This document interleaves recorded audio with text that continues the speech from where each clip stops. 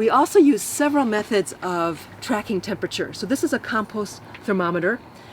This brand is RioTemp, which has worked the best for us. It tends not to get fogged up, and they last a long time. You can find cheaper compost thermometers than RioTemp, but this is the best quality that we've experienced.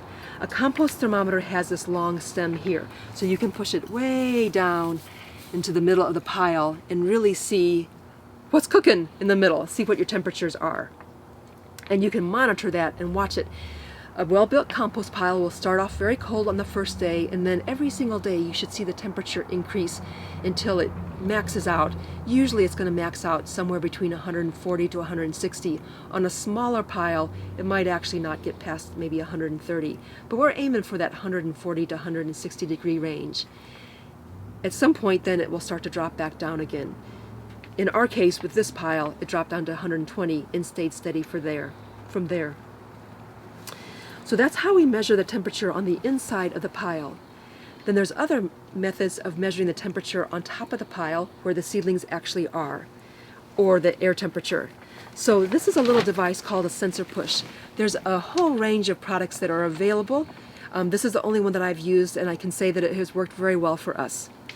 So it's got a little battery inside, so you don't have to plug it in, and it will link to your smartphone or iPad. This measures both temperature and humidity continuously. So I can come in with my iPad in the morning and see what the temperature was all night on top of the compost pile, under the hoops, under the plastic, and make sure that my seedlings are doing well. There's also mini max thermometers, which I find very useful. This one has 2 probes, so usually I'll put one inside the bin or whatever, wherever I have my seedlings, and one outside to measure the air temperature.